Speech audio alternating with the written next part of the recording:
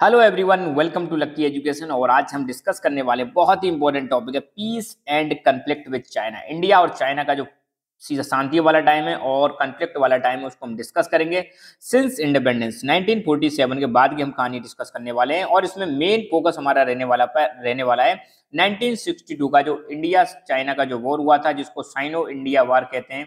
उसके बारे में हम डिस्कस करेंगे, क्या कारण थे क्यों हम इस वॉर में डिफीट खाते हैं। ये सारी चीजें हम डिस्कस करने वाले हैं। ये वाला जो टॉपिक है आपकी जो बुक है पॉलिटिकल साइंस की क्लास 12 की, politics in India since independence में दे रखा है। Chapter number 4 India's external relations. इससे पहले 2 वीडियोज में ला चुका हूँ इस चैप्टर के, तो उनको जरूर देखें सो दैट आप चीजों को अच्छी तरह से कनेक्ट कर पाए। तो शुरू करते हैं। In peace and conflict with China बहुत सारी चीजें हम इसमें डिस्कस करने वाले हैं और 1947 से पूरी की पूरी 1962 के बीच की हिस्ट्री जो है उसको हम डिस्कस करेंगे, peace and conflict with China. अब देखो, आप सबको पता है 1947 में, ध्यान देना, 1947 में तो भारत को आजादी मिल जाती है, इंडिया को आजादी मिल जाती है और 1949 में बन जाता है आपका चाइना। चाइना कब बनता है? 1949 में, मतलब हमसे 2 साल बाद बना था। और आज देखो चाइना की हालत है ना, आज चाइना जो है यूएसए को टक्कर दे रहा है, कितनी बड़ी बात है। और यूं समझ लो, आज की डेट में 2 ही ग्लोबल पावर, मतलब मेजर ग्लोबल पावर है, एक तरफ है यूएसए और एक तरफ है चाइना। जो हम पढ़ते ना कोल्ड वॉर के टाइम पे, एक तरफ यूएसए हुआ करता था और एक तरफ यूएसएसआर हुआ करता था। अब चाइना ने अपनी एक डोमिनेंट पोजीशन बना ली है और ये थ्रेट है, बहुत सारे कंट्रीज के लिए थ्रेट भी है, ठीक है। तो जैसे ही इंडिया आजाद हुआ तो इंडिया ने चाइना के साथ फ्रेंडली रिलेशन स्टेब्लिश कर लिए। फ्रेंडली रिलेशन क्यों स्टेब्लिश कर लिए थे? क्योंकि भाई चाइना भी वेस्टर्न डोमिनेशन का शिकार रहा है। चाइना पर भी विदेशी शक्तियों का प्रभाव रहा है। इवन आपको पता है ब्रिटिशर्स का रूल चाइना में भी चला था, इंडिया में भी चला था। तो फॉरेन पावर्स के रूल में चाइना रहा है। तो हमारे और इनके इंटरेस्ट लगभग सेम थे, दोनों एक जैसे थे, दोनों पर बाहरी पावर्स का प्रभाव था। इसलिए हमने कोशिश की कि इनके साथ कैसे रिलेशन स्टेब्लिश करें, फ्रेंडली रिलेशन स्टेब्लिश करें। चाइना में रेवोल्यूशन हुई थी, कम्युनिस्ट रेवोल्यूशन 1949 में। इसके बाद चाइना बन जाता है 1949 में और इंडिया पहला ऐसा देश था इस रीजन का जिसने चाइना की जो कम्युनिस्ट गवर्नमेंट थी उसको रिकॉग्नाइज किया था। तो इंडिया फर्स्ट कंट्री था जिसने कम्युनिस्ट गवर्नमेंट जो चाइना में थी उसको रिकॉग्नाइज किया और चाइना की जो गवर्नमेंट है उसको इंटरनेशनल लेवल पर हेल्प की, इंटरनेशनल लेवल पर उसको रिकॉग्निशन दिलाने में बहुत ज्यादा हेल्प की थी। तो चाइनीज रेवोल्यूशन कब हुई? 1949 में। 1 अक्टूबर 1949 को चाइनीज कम्युनिस्ट लीडर थे माओ जीडोंग। ये कौन है? माओ जीडोंग, ठीक है। इन्होंने डिक्लेयर कर दिया हम बना रहे भैया People's Republic of China. Actually China को हम क्या बोलते हैं? People's Republic of China. तो माओ जीडोंग ने जब डिक्लेयर कर दिया था। अब यहाँ पे आपको देखने को मिलेगा, यहाँ पे इंडिया जो थे या नेहरू जी जो थे ये कह रहे थे कि भाई साहब हम थोड़ा चाइना के साथ फ्रेंडली रिलेशन स्टेब्लिश करेंगे। मगर दूसरी तरफ हमारे सरदार वल्लभ भाई पटेल, जिनको आयरन मैन ऑफ इंडिया बोला जाता है, जिन्होंने भारत के प्रिंसिपल स्टेट्स को एक करने में बहुत बड़ा रोल प्ले किया था, है ना। यूनिटी जो थी, आज की डेट में जो यूनिटी देखने को मिलती है वो इन्हीं की आप कह सकते हैं उनका बहुत बड़ा उसमें योगदान है। तो सरदार वल्लभ भाई पटेल ने नेहरू जी को एडवाइस किया कि भैया चाइना पे बहुत ज्यादा फोकस मत करो, चाइना पे बहुत ज्यादा भरोसा मत करो, बहुत ज्यादा सपोर्ट करने की जरूरत नहीं है। और आप देख लेना फ्यूचर में मुझे लग रहा है कि ये चाइना हम पर अटैक करेगा। मगर नेहरू जी कह रहे नहीं नहीं, ऐसा कुछ नहीं होने वाला है, don't worry, we will take care, है ना। हमें तो नेहरू जी प्रमोट करने में लगे हुए थे उस समय। आप सबको पता है नेम वाला जो सिद्धांत चल रहा था, पॉलिसी ऑफ नॉन अलाइनमेंट, उसमें लगे हुए थे। इंटरनेशनल पीस में सपोर्ट कर रहे थे। कई सारे जो कंट्रीज थे जो कॉलोनियल पावर्स का शिकार हुआ करते थे उनको सपोर्ट करने में लग रहे थे। वर्ल्ड पीस की तरफ इनका फोकस था। तो इनको लग रहा था ऐसा कुछ नहीं होने वाला है। इन्होंने अंडर एस्टिमेट किया इनकी सजेशंस को भी और चाइना को भी अंडर एस्टिमेट किया था। बहुत लंबे समय तक चाइना का जो बॉर्डर है ये आपको देखने को मिलेगा। अब देखो, ये वाला आपको पता है चाइना वाला बॉर्डर है ना, चाइना के बॉर्डर को बहुत लंबे समय तक पैरामिलिट्री फोर्सेस गार्ड करती थी, आर्मी गार्ड नहीं करती थी। इसकी सुरक्षा की जिम्मेदारी कौन की थी? Paramilitary forces. आज की डेट में ध्यान देना, मैं एक चीज और बता दूं, आज की डेट में पैरामिलिट्री फोर्सेस आती है होम मिनिस्ट्री के अंडर में। आपको कमेंट करके बताना है कि हमारे होम मिनिस्टर कौन है प्रेजेंट में। तो आज की डेट में पैरामिलिट्री फोर्स किसके अंडर में आती है? होम मिनिस्ट्री के अंडर में, जिनको हम बोलते हैं सेंट्रल आर्म्ड फोर्सेस, ठीक है। कौन कौन सी है? जैसे आज की डेट में हम बात करें तो Assam rifles, border security force, central industrial security force, central reserve police force, Indo Tibetan border police. आज की डेट में जो चाइना के बॉर्डर को गार्ड करती है वो यही है, Indo Tibetan police force, national security guard, सशस्त्र सीमा बल। ये है सेंट्रल आर्म्ड पुलिस फोर्सेस जो होम मिनिस्ट्री के अंडर में आती हैं, ठीक है। आर्मी आपको पता है डिफेंस मिनिस्ट्री के अंडर में आती है। तो शुरू में आपको देखने को मिलेगा हमारी जो बॉर्डर है चाइना वाला, उसको पैरामिलिट्री फोर्सेस गार्ड करती थी, सुरक्षा करती थी।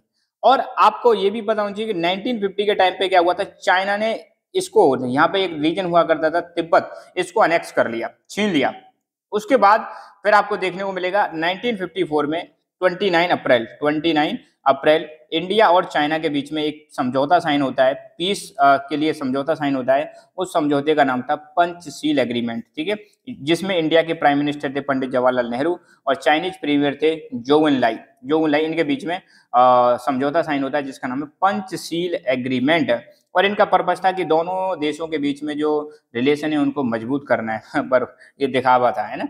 अगर बाई चांस आपसे पूछ लिया जाए कि पंचशील एग्रीमेंट में कौन कौन सी बात कही गई है, 5 कौन कौन से सिद्धांत है पंचशील, एक्चुअली ये हमारी फॉरेन पॉलिसी का इंपॉर्टेंट पार्ट है, पंचशील प्रिंसिपल्स। तो आपको पता होना चाहिए कि पंचशील प्रिंसिपल्स में कौन कौन से 5 प्रिंसिपल्स आते हैं। पहली बात तो ठीक है पहला प्रिंसिपल है mutual respect for each others territorial integrity and sovereignty, एक दूसरे की टेरिटोरियल इंटीग्रिटी और सोवरेंटी का रेस्पेक्ट करना, ठीक है। इंडिया चाइना की टेरिटरी एंड सोवरेंटी का रेस्पेक्ट करेगा और चाइना इंडिया की टेरिटरी एंड सोवरेंटी का रेस्पेक्ट करेगा, जो कि चाइना ने नहीं किया, पहला ही प्रिंसिपल तोड़ दिया। दूसरा, mutual non interference in each others internal affairs, एक दूसरे के मामलों में कोई भी दखलंदाजी नहीं करेगा, एक दूसरों के इंटरनल मामलों में कोई इंटरफेयर नहीं करेगा, ठीक है। तीसरा, equal and mutual benefit working relationship, एक दूसरे के साथ जब हम काम करेंगे तो इक्वल और म्यूचुअल बेनिफिट होना चाहिए एक दूसरे को। म्यूचुअल नॉन अग्रेशन, एक दूसरे की हम सहमति बनाते हैं कि एक दूसरे पर कभी अटैक नहीं करेंगे। और पीसफुल को एग्जिस्टेंस, हम मतलब मिलजुल कर रहेंगे। तो ये चाइनीज प्रीमियर है जोउ एनलाई और ये है हमारे प्राइम मिनिस्टर, पहले प्राइम मिनिस्टर भारत के जो है पंडित जवाहरलाल नेहरू, ठीक है। तो ये 5 प्रिंसिपल हो गए। अच्छा, और देख सकते हो ये विकीपीडिया पे दे रखा है, कुछ यहाँ पे सेलेक्ट कर रखी हैं। ये पैरामिलिट्री फोर्सेस हैं आज की डेट में, Assam rifles, border security force, central industrial force, ऐसे करके कई सारी पैरामिलिट्री फोर्स दे रखी है, ठीक है। तो समझ में आ जाना चाहिए पैरामिलिट्री फोर्स का मतलब क्या है। अब वक्त आ गया Chinese invasion 1962, Chinese invasion 1962। Actually China ने इन्वेजन क्यों किया था, उसके रीजन बहुत सारे दे रखे हैं। मेन रीजन जो माना जाता है कि चाइना जो है 2 टेरिटरी पर अपना क्लेम करता था। एक तो लद्दाख में टेरिटरी थी जिसका नाम था अक्साई चीन, कौन सी टेरिटरी, अक्साई चीन पर अपना क्लेम करता था। दूसरा अरुणाचल प्रदेश वाले रीजन को क्लेम करता था। तो इनको लेकर मतलब चाइना ने क्या कर दिया, इंडिया पे अटैक कर दिया। तो चाइना अनेक्स्ड तिब्बत इन 1950। अब देखो यहाँ से स्टार्ट हो जाएगा कैसे चाइना ने अटैक किया, क्या था रीजन, है ना, चाइनीज इन्वेजन का पीछे रीजन क्या था, चाइना ने क्यों हम पे अटैक किया था। देखो एक चीज को ध्यान रखना, हमारा प्यारा भारत, इंडिया ने आज तक रिकॉर्ड रहा है किसी भी देश पर पहले से अटैक नहीं किया, किसी भी देश पर आज तक पहले से अटैक नहीं किया था। तो यहाँ पे 1950 में चाइना क्या करता है, इस तिब्बत वाले रीजन को अनेक्स कर लेता है। और ये तिब्बत क्या था, एक बफर जोन की तरह काम करता था दोनों देशों के बीच में। ये हमारा प्यारा भारत, ये है चाइना। तो चाइना और तिब्बत के बीच में, चाइना और इंडिया के बीच में जो तिब्बत है, बफर जोन, बफर मतलब बीच में जो 2 देशों के बीच में जो टेरिटरी होती है उसको हम बोलते हैं बफर जोन। बफर जोन का फायदा क्या होता है, हमें पता रहता है भाई सामने वाला कंट्री क्या कर रहा है, थोड़ा समय भी मिल जाता है हमें प्रिपेयर रहने के लिए। तो चाइना ने क्या किया था 1950 में, यहां से मतलब शुरुआत हो जाती है दोनों देशों के रिलेशन खराब होने की। तो बफर जोन था तिब्बत, इसको अनेक्स कर लिया। और शुरू में इंडियन गवर्नमेंट ने कुछ खास इसका विरोध नहीं किया था, मगर जैसे ही पता चला बाद में कि यार तिब्बत में जो है चाइना बहुत ज्यादा मतलब यहाँ के लोगों को परेशान कर रहा है, यहाँ पे सप्रेशन कर रहा है, यहाँ के लोगों का मतलब कल्चर जो है उसको डिस्टर्ब करने की कोशिश कर रहे हैं, तो फिर इंडिया और चाइना के बीच में आपको देखने को मिलेगा रिलेशंस धीरे धीरे खराब होने लगते हैं। चाइना के उस समय तिब्बत के उस समय स्पिरिचुअल लीडर हुआ करते थे दलाई लामा, आज की डेट में भी नाम सुना होगा दलाई लामा, है ना। तो तिब्बत के स्पिरिचुअल लीडर थे दलाई लामा, ये भारत में आते हैं और भारत में ये पॉलिटिकल असाइलम लेते हैं। असाइलम का मतलब है एक प्रकार से शरण लेना, राजनीतिक शरण लेना। तो 1959 में दलाई लामा भारत में आ जाते हैं। ये समझ लो एक प्रकार से स्पार्किंग पॉइंट था, यूं समझ लो इंडिया और चाइना के बीच में जब रिलेशन बहुत ज्यादा टेंस होने के पीछे मेन कारण क्या था, तो चाइना ने तिब्बत को अनेक्स कर लिया था और धीरे धीरे तिब्बत को अपना बनाने लग गया था चाइना, और वहां पे बहुत सारे चेंजेस भी करने लग गया था।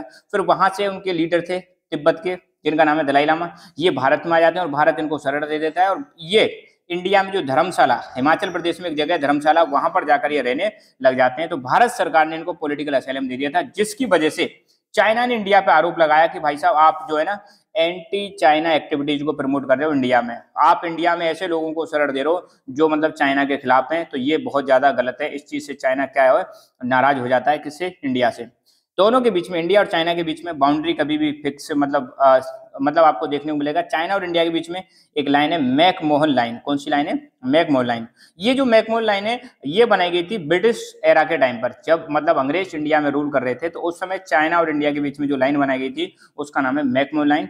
मगर चाइना इसको एक्सेप्ट नहीं करता, उस समय भी चाइना ने इसको एक्सेप्ट नहीं किया था और ये बाउंड्री लाइन इंडिया और चाइना के बीच में फिक्स कर दी गई थी कॉलोनियल रूल के दौरान। कॉलोनियल मतलब जब अंग्रेज भारत में रूल कर रहे थे उस समय पर ये मैकमोहन लाइन बनाई गई थी, मगर चाइना ने इसको मानने से क्या कर दिया था, इनकार कर दिया था। मेन डिस्प्यूट जो था हमारा बहुत लंबे समय से बॉर्डर डिस्प्यूट था, एक तो वेस्टर्न साइड में और एक ईस्टर्न साइड में। वेस्टर्न साइड और ईस्टर्न साइड का मतलब क्या है, यहाँ पे आप देखोगे ये अपनी एनसीईआरटी में मैप दे रखा है, ये तो हो जाएगी वेस्टर्न साइड और ये हो जाएगी ईस्टर्न साइड। वेस्टर्न साइड में जो इश्यू था वो अक्साई चीन को लेकर था। चाइना कहता था कि अक्साई चीन हमारा है, प्लस ये इधर अरुणाचल प्रदेश के बहुत सारी टेरिटरी को चाइना क्लेम करता था, इंडिया कहता है हमारी है और चाइना कह रहा है हमारी है। ये था एक मेन रीजन। तो China claimed 2 areas with in Indian territories. China कहता था कि इंडिया की टेरिटरीज में ये 2 एरियाज हैं, एक तो ये अक्साई चीन जो कि लद्दाख में है, ये हमारा है, और दूसरा चाइना कहता था कि भैया जो अरुणाचल प्रदेश है, जिसको पहले उस समय पर बोलते थे नेफा। नेफा की फुल फॉर्म क्या हो जाएगी, नॉर्थ ईस्टर्न फ्रंटियर एजेंसी। तो अरुणाचल प्रदेश का पुराना नाम क्या है, नेफा, उस समय नेफा बोलते थे। तो चाइना नेफा को प्लस अक्साई चीन को अपना पार्ट मानता था, इंडिया कह रहा है हमारे और वो कह रहे हैं हमारे, और बहुत टेरिटरी चाइना ने मतलब वॉर स्टार्ट होने से पहले ही अक्साई चीन का बहुत सारा हिस्सा अपने कब्जे में ले लिया था। प्लस यहाँ पर रोड वोड बनाने लग गए थे तो मामला और ज्यादा गड़बड़ हो जाता है। तो आपको देखने को मिलेगा 1957 से 1959 के बीच में अक्साई चीन वाले एरिया में चाइना ने स्ट्रेटेजिक रोड बनाना भी स्टार्ट कर दिया। अब इंडिया कह रहा है हमारा रीजन है और चाइना वहां पे रोड बना रहा है, तो डेफिनेटली इंडिया खुश नहीं होगा, है ना। और फिर इंडिया और चाइना के बीच में बहुत सारे पॉलिटिकल नेगोशिएशन चलते हैं, डिस्कशन चलते हैं, मगर ये इशू था ये रिजॉल्व नहीं हो पाया। और जब इश्यू रिजॉल्व नहीं हो पाया तो वक्त आ जाता है वॉर की शुरुआत का, जिसको हम बोलते हैं साइनो इंडियन वॉर। साइनो जो वर्ड है चाइना के लिए इस्तेमाल किया गया है, तो कई बार इंडिया चाइना वॉर का नाम दूसरा क्या कहा जाता है, साइनो इंडिया वार या साइनो इंडियन वॉर। कब हुआ था, 1962 में।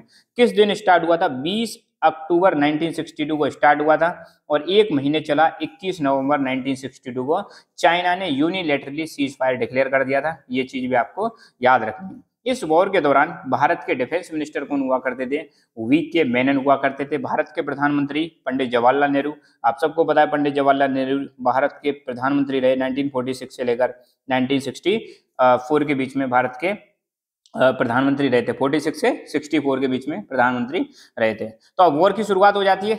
अब यहाँ पे आपको देखने को मिलेगा चाइना ने अचानक ये जो डिस्प्यूटेड रीजन है दोनों, लद्दाख वाला, इधर लद्दाख में अक्साई चीन वाला, और अरुणाचल प्रदेश, इन दोनों जगहों पर चाइना ने अचानक बिना कहे बिना बताए और क्या कर दिया, अटैक कर दिया। भारत की आर्मी प्रिपेयर्ड नहीं थी। और आपको देखने को मिलेगा उस समय ऐसा कहते हैं कि भारत की मुश्किल से आर्मी कितनी थी, मुश्किल से 20,000। इंडिया की आर्मी कितनी थी, इंडियन सोल्जर्स की संख्या थी 20,000, जबकि चाइनीज सोल्जर्स की संख्या बताते हैं 80,000। ये चाइना के, ये इंडिया के और ये चाइना के। तो बताओ यार, डेफिनेटली हम कमजोरी थे, हमने प्रिपेयर किया नहीं था, अपने आप पे ध्यान दिया नहीं था। हिंदी चीनी भाई भाई का नारा लगा रहे थे कि भैया हिंदी चीनी भाई भाई, जो अपने पंचशील समझौता साइन किया था उसी के बाद हम कह रहे हिंदी चीनी भाई भाई, हम दोनों एक हैं। मगर चाइनीजों ने फिर धोखा दे दिया, है ना। तो चाइना ने सडन अटैक कर दिया डिस्प्यूटेड रीजन में। पहला अटैक चाइना ने जो किया था वो लगभग 1 वीक तक चलता है और चाइनीज फोर्सेस ने अरुणाचल प्रदेश के जो की एरियाज हैं उनको कैप्चर कर लिया था फर्स्ट अटैक में। पहला अटैक कहाँ पे किया, इधर साइड में किया, और मेन जो एरियाज थे उनको कैप्चर कर लिया चाइना ने, ठीक है। सेकंड जो अटैक किया था वो उसने नेक्स्ट मंथ में किया था। आपको पता है 20 अक्टूबर को स्टार्ट हो गया था अटैक करके, फिर वो थोड़ा वेट किया, फिर नवंबर में फिर अटैक कर दिया। और इंडिया की जो फोर्सेस यहाँ कहाँ पे किया था, वो लद्दाख वाले रीजन में किया था। मगर आपको ये भी देखने को मिलेगा इंडियन फोर्सेस जो हैं उन्होंने चाइनीज इन्वेजन को लद्दाख में रोक के रखा, बहुत ज्यादा इनको रेजिस्टेंट दिया। मगर इधर की साइड में आपको देखने को मिलेगा चाइना ने कई सारे एंट्री पॉइंट जो थे आसाम प्लेन्स में उन पर कब्जा कर लिया था। फाइनली आपको पता है 21 नवंबर 1962 को चाइना ने यूनिलैटरली, मतलब एक तरफ से ही सीज फायर डिक्लेयर कर दिया और अपनी जो ट्रूप थे, ट्रूप का मतलब जो सेना थी, उसको वापस ले आए पहले जहां पे थे। चाइना ने अक्साई चीन वाली टेरिटरी को तो नहीं लौटाया, मगर ये जो अरुणाचल प्रदेश वाला जो रीजन है यहाँ पर जो टेरिटरी चाइना ने ऑक्यूपाई की थी उनको वापस लौटा दिया था। तो ये वाला टेरिटरी चाइना के हाथ में चली जाती है परमानेंट, कौन सी, अक्साई चीन वाली। तो एक झलक अगर हम देखें तो साइनो इंडियन वॉर 1962, भारतीय ट्रूप्स की संख्या बताई जाती है 10,000 से 12,000, कहीं पर 20,000 की समथिंग कहते हैं, अलग अलग सोर्सेस अलग अलग क्लेम करते हैं। चाइना के ट्रूप्स बताए जाते हैं 80,000 थे, ठीक है। बहुत ज़्यादा एरिया जो था हमारा मतलब अक्साई चीन का इनके हाथ में चला जाता है, चाइना के हाथ में चला जाता है। ये वॉर स्टार्ट कब हुआ था? 20 अक्टूबर को। ख़त्म कब हुआ था? 21 नवंबर 1962 को ख़त्म हुआ था। बहुत सारे भारतीय सोल्जर्स वीरगति को भी प्राप्त हो गए थे, ठीक है, कई सारे लोगों ने अपनी जान भी गंवाई थी। अब वॉर के बाद की कहानी, वॉर के बाद क्या होता है वो हम देखेंगे, ठीक है। अच्छा, चाइना की यहाँ पे आर्मी है ना, एक चीज ध्यान रखना, चाइना की आर्मी को बोलते हैं पीएलए। पीएलए का मतलब क्या है? People's Liberation Army, People's Liberation Army. ध्यान रखना, चाइना की आर्मी को आज की डेट में क्या बोलते हैं? पीएलए, पीपल्स लिबरेशन आर्मी, ठीक है। और इन्होंने अक्साई चीन का लगभग ऐसा बताते हैं 38,000 स्क्वायर किलोमीटर एरिया को कैप्चर कर लिया था। 38,000 स्क्वायर किलोमीटर एरिया है ना, जो कि एक मतलब कहते हैं कि भूटान के बराबर का एरिया है, इसको इन्होंने कैप्चर कर लिया था। वार के बाद क्या होता है? वार के बाद तो फिर वही बेइज्जती है। तो चाइना ने क्या किया? हमारी जो इमेज थी, इंडिया की इमेज थी इंटरनेशनल लेवल पर और होम नेशनल लेवल और इंटरनेशनल लेवल, दोनों लेवल पर हमारी जो इमेज है, हमारी जो छवि थी, हमारा जो चरित्र था, खराब हो गया। अब यार हारने के बाद तो सब मतलब जो कहते हैं हो हार गया, बेइज्जती होती ना, तो बेइज्जती हो गई हमारी, गजब बेइज्जती हुई थी है नेशनल लेवल पर और इंटरनेशनल लेवल पर। और इसी बेइज्जती का फायदा उठाया 1965 में किसने? पाकिस्तान ने। पाकिस्तान सोचा भैया इंडिया तो मरा पड़ा है, इंडिया तो टूटा पड़ा है, चाइनीज इनको पीट के गए हैं, तो हम भी अटैक कर देते हैं। तो 1965 में पाकिस्तान ने हम पे अटैक कर दिया था। ऑल्दो इंडिया ने पाकिस्तान को बुरी तरह से हराया था, बहुत बुरी तरह से डिफीट किया था, मगर इनका मोरल कैसे बढ़ गया? भाई हारा पड़ा यार ये तो है। तो हम भले ही आ रहे थे, पर बाद में हम तुरंत क्या हो जाते हैं? एक्टिवेट हो जाते हैं और अपनी आर्मी पर थोड़ा फोकस करते हैं, अपनी डिफेंस पर फोकस किया जाता है, ठीक है। तो पहला रीजन, पहला वो क्या था? पहला इम्पैक्ट ये पड़ता है कि हमारी इमेज खराब हो जाती है। चाइना ने इमेज खराब कर दी नेशनल लेवल पर भी और इंटरनेशनल लेवल पर भी। आर्मी के अब बहुत जो टॉप कमांडर हुआ करते थे, या तो उन्होंने रिजाइन कर दिया या फिर वो रिटायर हो जाते हैं, जिम्मेदारी लेते हैं भैया हमारी वजह से। और भारत के जो उस समय डिफेंस मिनिस्टर हुआ करते थे, वी कृष्ण मेनन, इन्होंने भी कैबिनेट को छोड़ दिया और रिजाइन दे दिया। इसके बाद आपको देखने को मिलेगा पंडित जवाहरलाल नेहरू को बहुत क्रिटिसाइज किया जाता है कि बन गया, अरे सब तुम्हारी वजह से हुआ है ये और वो। और पहली बार आपको देखने को मिलेगा इनकी जो छवि थी बहुत ज्यादा खराब हो जाती है और सरकार के खिलाफ 1951 में जब इलेक्शन हुआ था उसके बाद आपको देखने को मिलेगा सरकार के खिलाफ पहली बार नो कॉन्फिडेंस मोशन लाया जाता है लोकसभा में और इस पर बहस होती है। कांग्रेस आपको देखने को मिलेगा लोकसभा के कई बाई इलेक्शंस में हार जाती है। बाई इलेक्शंस आपको पता है बीच में जो इलेक्शन होते हैं ना, अगर मान लो कोई सीट खाली हो जाती है तो उसमें बाद में जब इलेक्शन होते हैं, अगर कोई एमपी या मर जाए या रिजाइन दे दे या किसी भी कारण बस उसकी सीट खाली हो जाती है, तो उसमें जो इलेक्शन कराए जाते हैं उसको बाई इलेक्शन बोलते हैं। तो कई सारे बाई इलेक्शन जहाँ पे हुए थे वहाँ पे कांग्रेस अपनी सीट हार जाती है। देश का जो मूड था, पॉलिटिकल मूड, वो भी बदलने लग जाता है, कांग्रेस पर भरोसा थोड़ा कम होने लग जाता है। बाकी पार्टीज का यहाँ पर आपको देखने को मिलेगा राइज होने लग जाता है। कांग्रेस को मतलब हर तरफ से क्रिटिसिज्म झेलना पड़ता है। और आपको देखने को मिलेगा नेशनल ह्यूमिलेशन, पूरे देश में मतलब एक बेइज्जती हुई थी, देश की बेइज्जती हुई थी, लोगों को भी मतलब बेइज्जती फील हो रही थी। और इसी समय पर आपको देखने को मिलेगा नेशनलिज्म की भावना जो है वो भी लोगों में भर जाती है, बन के यार बहुत हार हुई है, अब हम मतलब आगे से ध्यान रखेंगे, अब चाइना को छोड़ने वाले नहीं है। और चाइना के प्रति आप देखो आज भी मतलब इंडियंस के अंदर बहुत ज्यादा मतलब क्या है, नफरत की भावना ही है, even China as well as Pakistan, क्योंकि इनकी हरकतें खराब हैं। हरकतें खराब है तो सीधी बात है, इनसे प्यार तो कोई करेगा नहीं।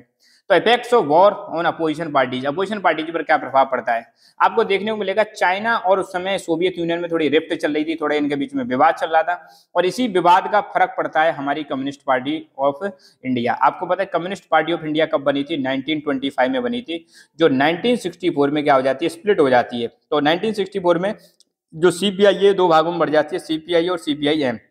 तो इसमें से जो नई पार्टी निकली थी ना वो थी सीपीआईएम, जो प्रो चाइना थी, जो चाइना को सपोर्ट करती थी, माओ से प्रभावित थी, है ना। कम्युनिस्ट पार्टी ऑफ मतलब इंडिया जो थी ये दो भागों में बट गई, ठीक है। तो जो सीपीआई थी, ध्यान रखना, जो अब सीपीआई में दो प्रकार के लोग थे, कम्युनिस्ट पार्टी ऑफ जो इंडिया है इसमें दो प्रकार के लोग थे। एक तो वो लोग थे जो यूएसएसआर को सपोर्ट करते थे, तो वो तो सीपीआई के साथ रहते हैं और कांग्रेस के साथ इनके रिलेशन अच्छे रहते हैं। एक सीपीआई के अंदर वो लोग थे जो चाइना को सपोर्ट करते हैं, वो अलग से एक सीपीआई एम पार्टी बना लेते हैं और इन्होंने कांग्रेस के खिलाफ किसी भी प्रकार की जो टाई थी, किसी भी प्रकार के जो संबंध थे, उनको बनाने से मना कर दिया, उनके हम तो कांग्रेस के खिलाफ हैं। और जब वॉर चल रहा था, 1962 का वॉर चल रहा था, उस समय सीपीआई एम के कई सारे लीडर्स को अरेस्ट किया गया क्योंकि वो चाइना को सपोर्ट कर रहे थे, प्रो चाइना थे, प्रो मतलब चाइना को सपोर्ट कर रहे थे। ये हमारा मतलब जो टॉपिक है फिनिश हुआ। फिर भी अगर हम एक बार देखें तो क्या ऐसे वीक पॉइंट थे भारत के, क्यों इंडिया मतलब यहाँ पे वॉर हारा था, उसके पीछे अगर कोई कहें तो क्या क्या कारण हो सकते हैं। तो नंबर एक रीजन तो ये था कि एक तो हमने कभी एक्सपेक्ट नहीं किया था कि चाइना हम पर अटैक करेगा। नेहरू जी सोच रहे थे कि यार अब तो मतलब थोड़ा पीस का टाइम है, चाइना भी अभी राइज किया है, हम भी अभी राइज किए हैं, तो अब मुश्किल है, अभी वॉर नहीं होगा। जबकि सरदार वल्लभ भाई पटेल ने उनको कहा भी था कि भैया इतना ज्यादा इन पर भरोसा मत करो, फ्यूचर में अटैक कर सकते हैं, मगर हम जरूरत से ज्यादा भरोसा कर बैठे हैं ना। दूसरा, चाइना ने मौका नहीं दिया, सडन अटैक, दूसरा क्या कर दिया हम पे, अचानक अटैक कर दिया। अचानक अटैक करने की वजह से हमें संभलने का मौका नहीं मिला और हम डिफीट खा गए। तीसरा ये कहा जाता है उस समय जो वर्ल्ड की पावर्स थी, वर्ल्ड की पावर्स कौन कौन सी थी, वर्ल्ड की पावर्स समय जैसे यूएसए यूएसएसआर, किसी का खास हमें सपोर्ट नहीं मिला था, है ना। अब जब आप वीक होते हो तो अगर कोई सपोर्ट कर दे तो फिर पॉसिबिलिटी रहती है कि आपको मतलब फायदा मिल जाए। तो किसी भी खास पावर का, कोई भी बड़ी पावर का उस समय हमें सपोर्ट नहीं मिला था, और इसी वजह से कहा जाता है कि इंडिया भैया हार गया। तो क्या कर सकते हैं भैया, आगे क्या कर सकते हैं ऐसी चीजें ना हो। तो उसके बाद हमने फोकस किया कि भाई साहब डिप्लोमेसी के साथ साथ जो कूटनीति चल रही है, डिप्लोमेसी के साथ साथ हमें मिलिट्री पावर पर भी ध्यान देने की जरूरत है, अपनी मिलिट्री को भी स्ट्रॉन्ग करने की जरूरत है ना। उस समय बताते हैं हमारे पास एम्यूनेशन नहीं थे ना, गोला बारूद, इन सब चीजों की बहुत ज्यादा कमी थी। दूसरा ये कि एक हमें अलायंस बनाने की जरूरत है, जब भी कोई मतलब कंट्री कमजोर होता है तो उसको डेफिनेटली अलायंस बनाने चाहिए, अलायंस बनाने पर भी फोकस करना चाहिए। और तीसरा, एक हमें मिलिट्री इंफ्रास्ट्रक्चर तैयार करने की जरूरत है। मिलिट्री इंफ्रास्ट्रक्चर का मतलब है बॉर्डर एरिया में रोड वोड तैयार करना, अपनी मिलिट्री के लिए इक्विपमेंट रेडी रखना, गोला बारूद, इन सारी चीजों को रेडी रखना, ये जो होती हैं आपके टैंक वैंक होते हैं इनको रेडी रखना, मिसाइल विसाइल रेडी रखना, तो इसको बोलते हैं मिलिट्री इंफ्रास्ट्रक्चर। इन सब चीजों पर खर्च करने की जरूरत है, मिलिट्री बजट को बढ़ाने की जरूरत है, अपने और जो सैनिक है इनका मोरल्स बढ़ाने की जरूरत है। तो इन सब चीजों पर फोकस करने की जरूरत है, so that we can prevent such wars in future. ठीक है, तो बस आज के लेक्चर में इतना ही। आई होप आपको समझ में आया होगा। So thank you so much, keep learning, keep enjoying, and God bless you all.